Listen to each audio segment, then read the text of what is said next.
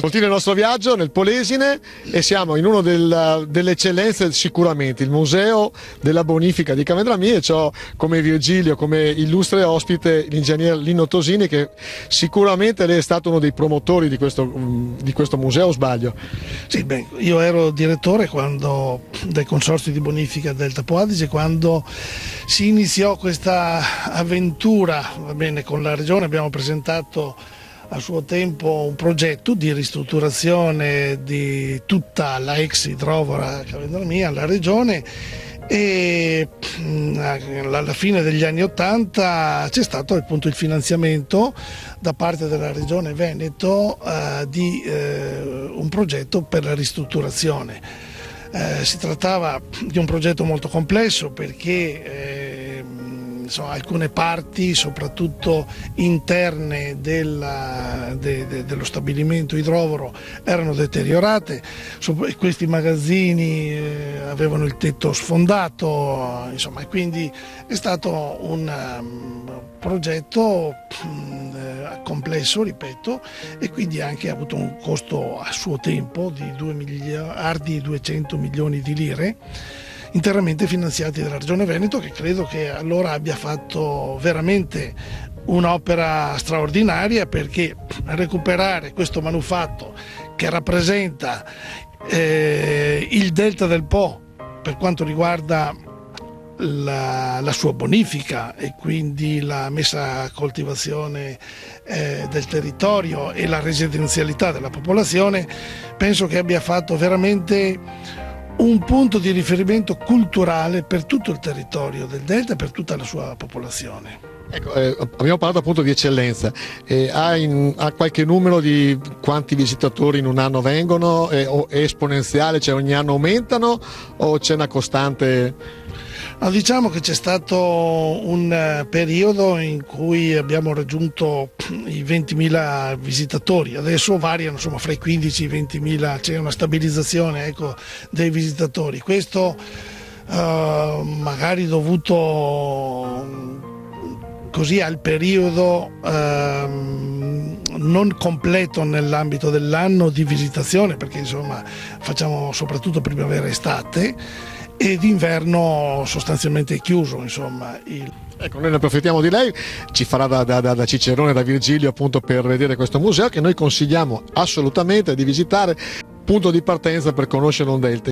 Beh, intanto sicuramente, ecco, questo è un punto strategico proprio per la visitazione del Delta, è un punto strategico anche per le informazioni che si trovano qui, per chi vuol visitare il Delta, quindi può vedere ovviamente delle mappe, carte geografiche, filmati, informazioni, ecco, e quindi qua può partire da qua già con un'infarinatura per quanto riguarda il Delta, per chi non l'ha mai visto.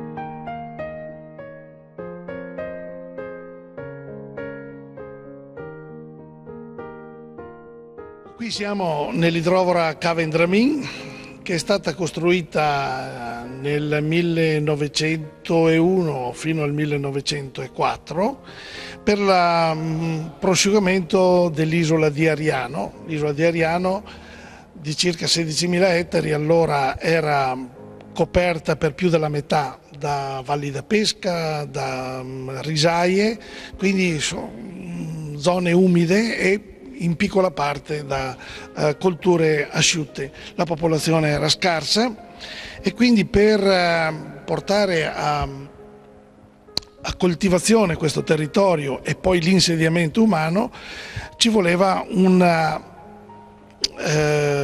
piano di bonifica che fu realizzato dal Consorzio agli Scoli dell'isola di Ariano e dal suo direttore ingegnere Antonio Zecchettini. Oggi questa idrovora, che non funziona più, è diventata museo della bonifica già alla soglia degli anni 90 attraverso una delibera del Consiglio regionale Veneto. Come si può vedere, questa idrovora era costituita da 4 gruppi idrovori L'energia che veniva usata era quella termica, prodotta da caldaie a vapore che si trovano nella stanza vicina a questa.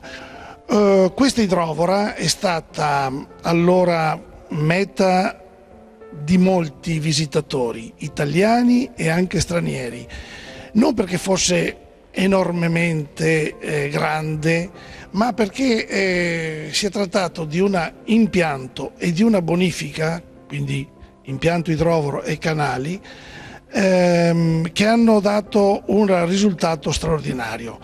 Veniva considerata come una bonifica perfetta questa.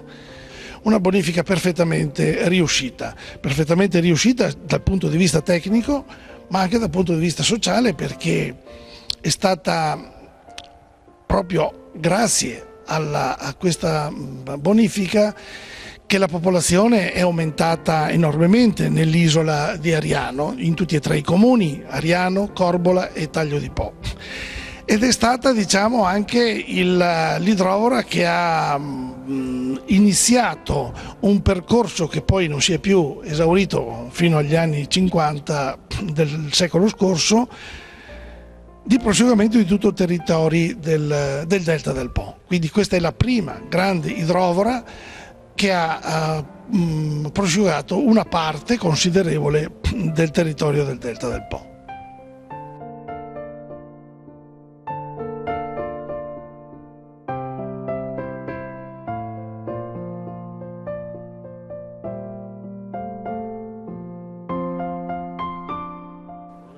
Ecco, qui ci troviamo invece quella che era in una sala, che era la sala caldaie. Come si vede qui alla mia sinistra ci sono ancora 6 caldaie che sono state queste, non sono neanche le originarie, perché sono state costruite nel 1921, quando è arrivata anche l'energia elettrica. Come si vede in fondo da questa parte, si vede una parte della cabina elettrica. Oggi questa sala è dedicata a colui che fu il grande attore della bonifica, l'ingegnere Antonio Zecchettini. È diventata una sala convegni capace di ospitare circa 200 persone. Oggi numerosissimi sono i convegni, gli incontri che si fanno in questo ambiente per parlare di bonifica, per parlare di idraulica, ma per parlare anche di ambiente. Il parco è un attore molto presente con i suoi convegni e incontri in questo territorio. Accanto a questa sala, come abbiamo visto, oltre alla sala macchine ci sono l'officina magazzini che sono dedicati, uno alla ristorazione, al bar ristoro, un altro ai visitatori, all'accoglienza dei visitatori. Si tratta quindi di un museo sui generis dedicato sostanzialmente alla bonifica idraulica. Senza la bonifica artificiale il territorio del delta del Po non sarebbe mai stato prosciugato interamente ed è diventato, come è diventato, sede di una popolazione numerosa, oltre che di un ambiente da un punto di vista naturalistico molto apprezzato.